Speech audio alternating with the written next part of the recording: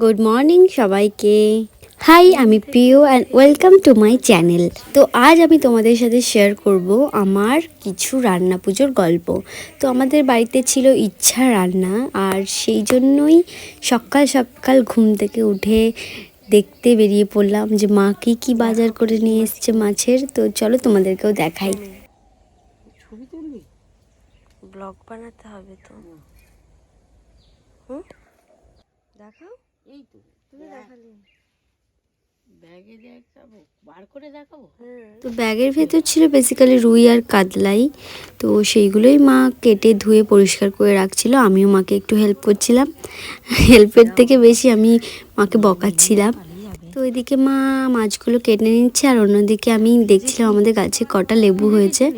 তো এখনও বেশ কয়েকটা লেবু রয়েছে, কিন্তু রান্না পুজো কদিন এটা বেশ ভালোই চলে যাবে।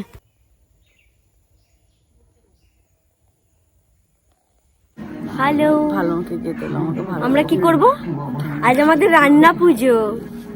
আমার এখানটা কি একটা হয়েছে। আমাদের বাড়ি ঘর একদম ভালো নয় গাইস। এটা আমার ভালো মা। হাই বলো ভালো মা। কে আছে? তুমি হাই বলো না। এরকম করে করতে এই তো মাছ টাছ কাটাও হয়ে গেছে। এবার সবকিছু পরিষ্কার করে ধুয়ে এবার আমাদের লেগে পড়তে হবে পরের কাজে। তো মাছ ফাছ বেছে নিয়ে এলাম, এখন বাজে 9:30। এরপর চান করব, ঠাকুরকে জল দেব, তারপর পড়াতে যাব, রাত্রিরে রান্না।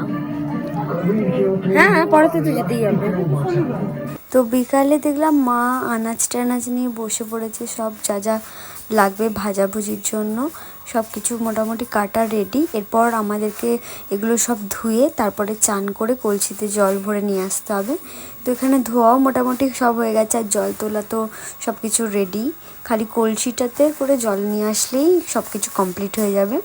হ্যাঁ, আর একটা কাজ রয়েছে, নারকেলটা কুঁড়ো করতে হবে আর নারকেল ভাজা হবে, আর তারপর এগুলো যা যা আছে সব ভাজা হবে। তো চান টান করে এখন বাজে 6:45, ঠিক আছে, 6:45 এখন বাজে। তো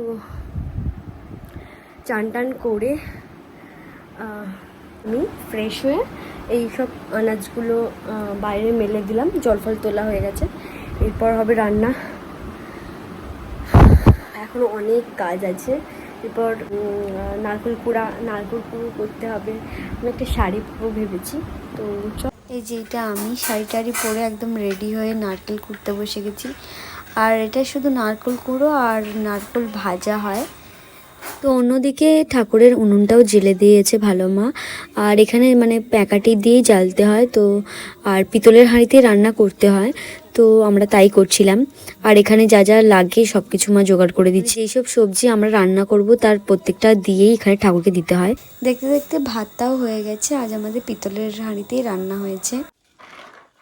জয় মা, জয় মা, জয় মা। তো এইদিকে আমি বসে বসে ভাজাভুজিগুলো সব করে নিয়েছিলাম, সমস্ত ভাজাভুজি আমি করেছি। তো কী কী ভাজাভুজি হয়েছিল, এখন আপাতত আলু ভাজা হয়েছে, এখনও এত কিছু ভাজাভুজি বাকি রয়েছে। তো ওইদিকে মা ডালটা বসিয়ে দিয়েছিল, আর আমি এইদিকে ভাজাভুজি করে নিয়েছিলাম, কারণ অনেকটা রাত হয়ে গিয়েছিল।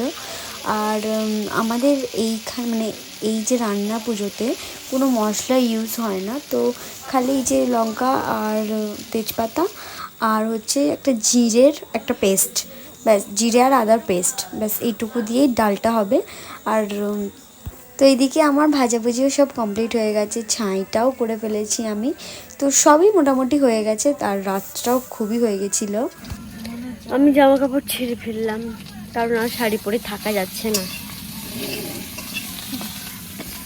এই যে সব কমপ্লিট হয়ে গেছে, তো এটাই এবার রাখা হবে, এটা কালকে ঠাকুরকে দেয়া হবে। তো আলাদাভাবে কিছু ভাজাভুজি তুলে রাখা হয়েছিল এবং আলাদাভাবে ভাতও করা হয়েছিল রাত্রিরে খাওয়ার জন্য, আর এগুলো রাখা হবে ঠাকুরের জন্য, কালকে দেয়া হবে। থ্যাংক ইউ, গুড নাইট সকলকে, বাই বাই।